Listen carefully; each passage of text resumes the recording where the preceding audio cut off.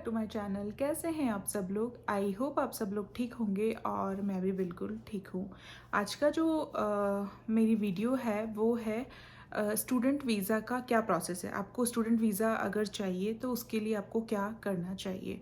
ये वीडियो मैं इसलिए बना रही हूँ क्योंकि मुझे इंस्टाग्राम पे काफ़ी लोगों के क्वेश्चन आ रहे थे कि जो स्टूडेंट वीज़ा है उसको हम जल्दी कैसे ले सकते हैं, उसका क्या प्रोसेस है, या फिर अगर कोई एजेंट हमको 1 मंथ में 2 मंथ में स्टूडेंट वीज़ा दिलवाने का प्रॉमिस कर रहा है तो क्या हमें ये कमिट करना चाहिए, नहीं करना चाहिए, उस एजेंट के थ्रू हमें जाना चाहिए, नहीं चाहिए। तो उसी से रिलेटेड जो है ये क्वेश्चंस के जवाब तो मैं आपको दूंगी ही, लेकिन उसी से रिलेटेड स्टूडेंट वीज़ा से रिलेटेड ही जो है मेरी आज की वीडियो है। और अगर आपने मुझे इंस्टाग्राम पे फॉलो नहीं किया है तो आप मुझे इंस्टाग्राम पे भी फॉलो कर सकते हैं। इंस्टाग्राम की आईडी मैं अपनी डिस्क्रिप्शन बॉक्स में दे दूंगी और स्क्रीन पर भी आपको मेंशन कर दूंगी और आप वहाँ पे जाके मुझसे जुड़ सकते हैं। तो चलिए हम बात करते हैं स्टूडेंट वीज़ा की। स्टूडेंट वीज़ा क्या होता है? अमेरिका में अगर आपको यहाँ स्टडी करने आना है या किसी भी अब्रॉड आपको आना है, किसी भी बाहर कंट्री में अगर स्टडी करने के लिए जाना है तो आपको वीज़ा की ज़रूरत लगती है। तो यहाँ पर आने के लिए, अमेरिका में आने के लिए स्टूडेंट वीज़ा जो होते हैं 3 टाइप्स के वीज़ा होते हैं, ठीक है। तो 3 कैटेगरी के वीज़ा जो होते हैं वो है एफ वीज़ा, जे वीज़ा और एम वीज़ा। तो एफ़ वीज़ा क्या होता है? एफ़ वीज़ा जो होता है स्टूडेंट वीज़ा होता है। ये कॉलेज और यूनिवर्सिटी में जो है एफ़ वीज़ा यूज़ किया जाता है। आप अगर यहाँ पर ग्रेजुएशन करने के लिए आ रहे हैं, मास्टर्स करने के लिए आ रहे हैं तो उसके लिए जो है एफ़ वीज़ा लगता है। What is J visa? जो ये सेकंड टाइप का वीज़ा होता है जे वीज़ा। जे वीज़ा जो होता है बेसिकली बैकवर्ड कंट्रीज़ के लिए यूज़ किया जाता है। जो कंट्री पुअर कंट्री होती है उन लोगों को जे वीज़ा मिलता है। ये सारी कंट्री के लिए नहीं है, इसमें इंडिया भी नहीं आता है, इंडिया को भी ये वीज़ा नहीं मिलता है।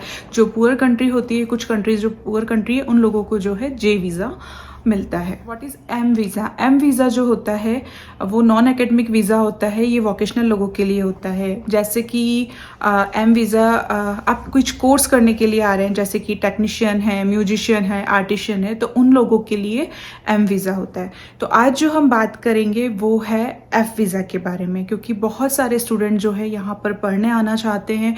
काफ़ी लोगों को पता नहीं होता है कि क्या प्रोसेस है, क्या तरीका है, और तो उसी से रिलेटेड मैंने सोचा कि ये वीडियो बना देती हूँ तो सबके लिए एक हेल्प हो जाएगी। तो हम बात करते हैं एफ़ वीज़ा के लिए। एफ़ वीज़ा की क्या क्या रिक्वायरमेंट्स होती है।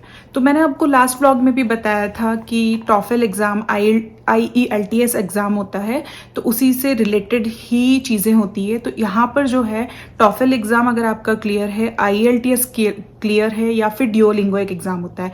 तो बेसिकली ये जो तीनों एग्ज़ाम है ये है इंग्लिश लैंग्वेज फॉरेन टेस्ट रहता है। ये जैसे test of English foreign language TOEFL जो रहता है, तो ये एक स्टैंडर्ड है। और बहुत सारी यूनिवर्सिटीज़ जो है टॉफल एग्ज़ाम अगर क्लियर है तो आपका सिलेक्शन हो जाता है। तो एक्सेप्टेंस लेटर जो अगर टॉफल एग्ज़ाम क्लियर किया है तो बहुत सारी यूनिवर्सिटी उसे एक्सेप्ट कर लेती हैं। अगर आपने नहीं किया है तो आप इन एग्ज़ाम्स की प्रिपरेशन करें, क्योंकि अगर आप यहाँ पे स्टडी करने आ रहे हैं तो यहाँ पर जो लैंग्वेज चलती है वो इंग्लिश ही चलती है। तो ये वाला टेस्ट आपको देना ही होगा। तो इसके लिए आप देखिए जाकर यूनिवर्सिटीज़ में देखिए कि कौन सा एग्ज़ाम रिक्वायरमेंट है। एक होता है टॉफल, एक होता है IELTS और एक होता है ड्यूओलिंगो। तो ये जो तीनों एग्ज़ाम्स होते हैं ये होते हैं test of English foreign language होते हैं। ये इंग्लिश के ही टेस्ट होते हैं। किसी किसी यूनिवर्सिटी में GRE भी मांगा जाता है। तो GRE में भी इंग्लिश का क्वेश्चंस तो रहते ही हैं और उसके साथ साथ उसमें एप्टीट्यूड टेस्ट भी होता है। तो यहाँ पर जो है कुछ यूनिवर्सिटीज़ जो है GRE भी आपका क्लियर होना चाहिए, उसके बाद आपको अप्रूव करती हैं। बेसिक आपको ये टेस्ट क्लियर करने होंगे, तो इसकी रिक्वायरमेंट्स रहती है। तो पहले आप ये टेस्ट क्लियर कीजिए।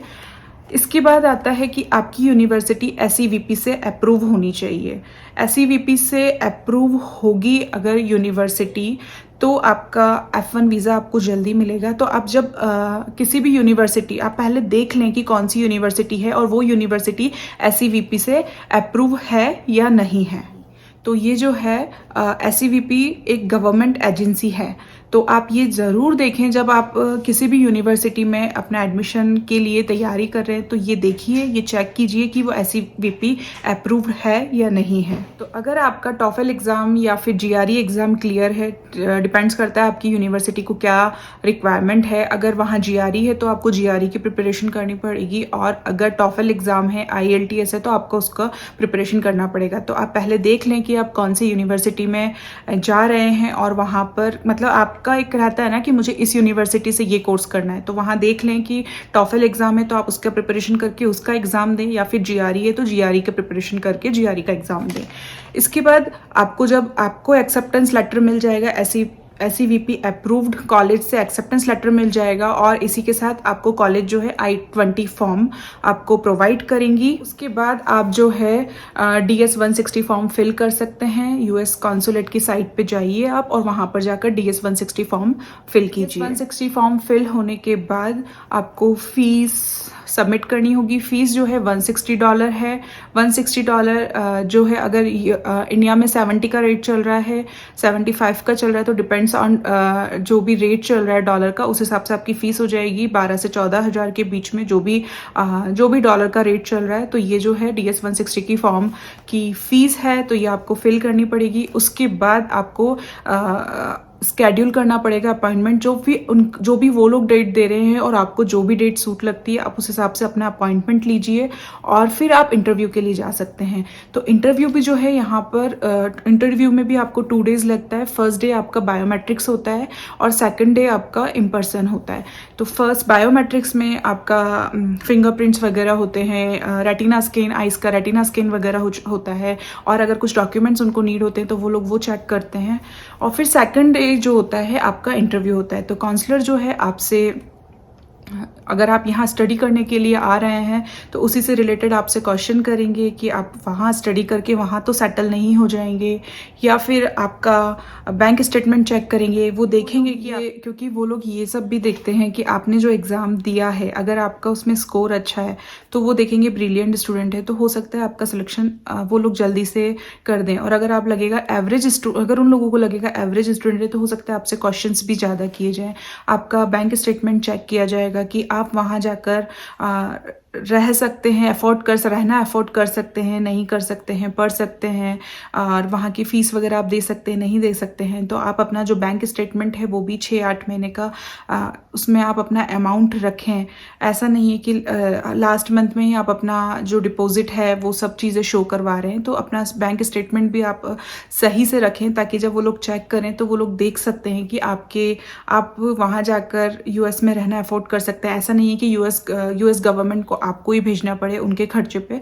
तो वो ये सब चीज़ें भी चेक करते हैं, और उसके बाद ये भी देखते हैं कि आप वहाँ से स्टडी करके वापस यहाँ आएंगे, नहीं आएंगे, या फिर अगर आप वहाँ जा रहे हैं तो आपके पीछे जो आपको सपोर्ट कर रहे हैं, जैसे कि हमारे गार्जियंस ये खर्चा अफोर्ड कर सकते हैं, नहीं कर सकते हैं। एम्बेसी है, वहाँ पर कुछ भी क्वेश्चन किए जा सकते हैं, और फिर वही लोग डिसाइड करते हैं कि आपको वीज़ा देंगे या नहीं देंगे। अगर उन लोगों को वीज़ा देना होगा तो वो उसी टाइम पे आपको बोल देंगे यस यू आर अप्रूव्ड, और अगर नहीं देना होगा तो वो मना कर देंगे। और अगर वो देंगे तो आपका पासपोर्ट रख लेंगे, और पासपोर्ट रखने के बाद वो आपसे क्वेश्चन करेंगे आपको जो डिलीवरी चाहिए पासपोर्ट की, वो एक्सप्रेस डिलीवरी चाहिए या नॉर्मल डिलीवरी चाहिए। एक्सप्रेस डिलीवरी में आपका पासपोर्ट 7 to 10 डेज़ में आ जाता है, और अगर नॉर्मल डिलीवरी है तो 15 to 20 डेज़ या फिर 1 मंथ के अंदर आपको पासपोर्ट मिल जाता है। तो ये जो है आपसे एम्बेसी में कुछ क्वेश्चंस जो मैंने आपको बताए, कुछ क्वेश्चंस वो और भी कर सकते हैं।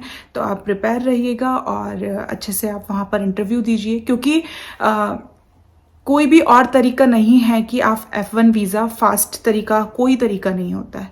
जो आपको यहाँ पर है तो वो पूरा प्रोसेस बाय प्रोसेस ही चलना पड़ेगा, और कोई भी थर्ड पर्सन आपको वीज़ा नहीं दिलवा सकता है, कोई भी थर्ड पर्सन। तो आपको जो प्रोसेस है और प्रोसेसिंग में जो टाइम लगता है उतना टाइम लगेगा ही। जब आप इंटरव्यू के लिए जा रहे हैं तो आप अपने साथ क्या क्या डॉक्यूमेंट्स आपको लेके जाने चाहिए, थोड़ा सा मैं भी आपको आइडिया दे देती हूँ। तो आप वो डॉक्यूमेंट्स अपने साथ ज़रूर रखें। तो सबसे पहले आप अपना पासपोर्ट लेके जाएं, DS 160 आपने फॉर्म फिल किया है तो वो लेके जाएं। इसके साथ आपने जो DS 160 की फीस फिल की थी तो उसकी रिसिप्ट लेके जाएं अपने साथ।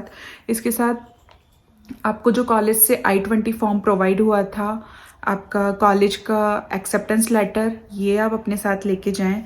इसके बाद आपके कॉलेज से जो रिकमेंडेशन लेटर आया है वो भी आप लेके जाएं साथ में।